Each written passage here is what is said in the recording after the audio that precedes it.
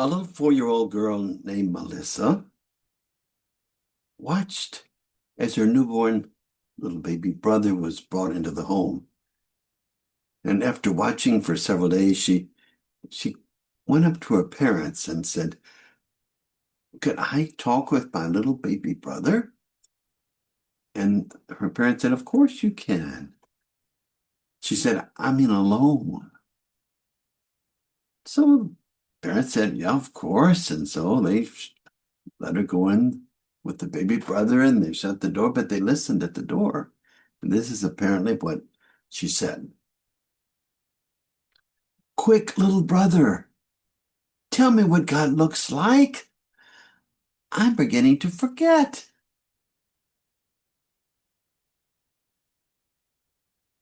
But we all know that we can't forget what we have experienced. Jesus comes among us as the living experience, the living icon of what God looks like. Not giving answers, but asking questions. In fact, he asked around 307 questions in the scripture. He was asked about 183 himself. But apparently he only directly answered around 3. Jesus showed that God doesn't seem to be an answer giver. Since this issue is not about information, it's about something much deeper, transformation into a new person. Even the final words on the cross, Jesus does not give answers, but asks a question. My God, why have you forsaken me?" In doing this, he stands with us in solidarity, asking the great human questions of life. What's the meaning of suffering and death?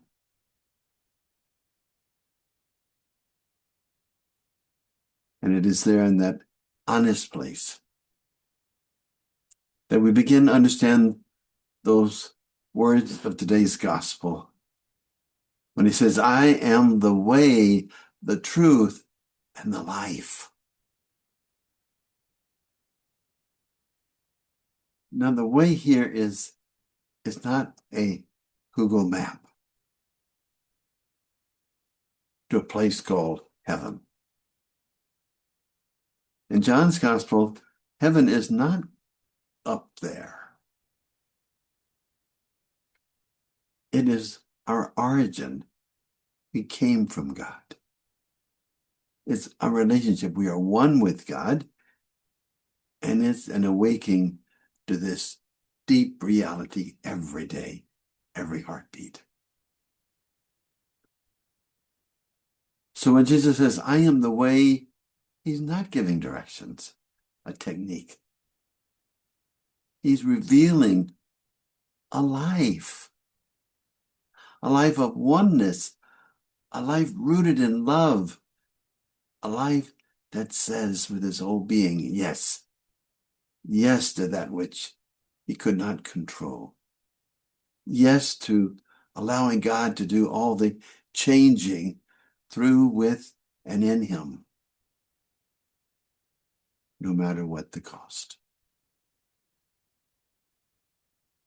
I am the way means I am the connected way. The way of love that does not divide.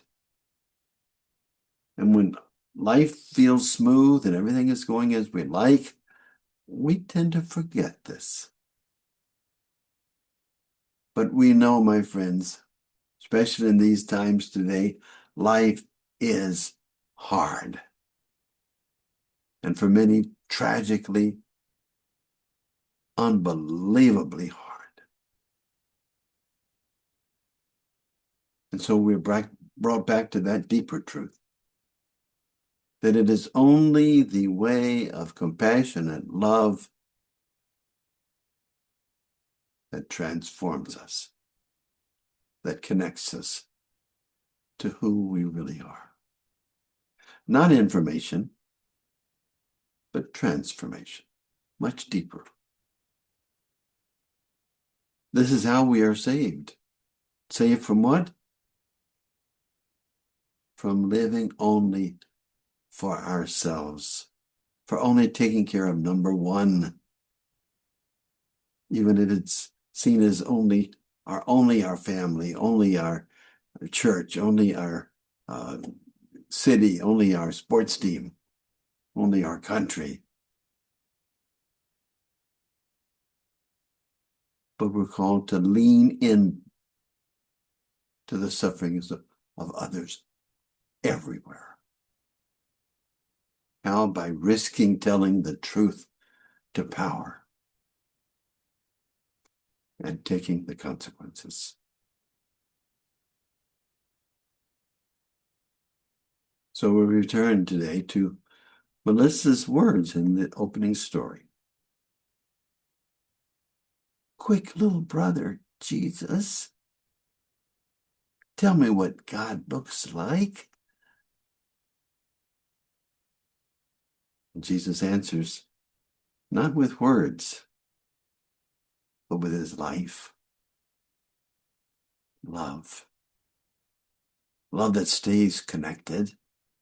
Love that suffers with, not from a distance, but up close. Love that gives itself away every day, every heartbeat. May we never forget what God looks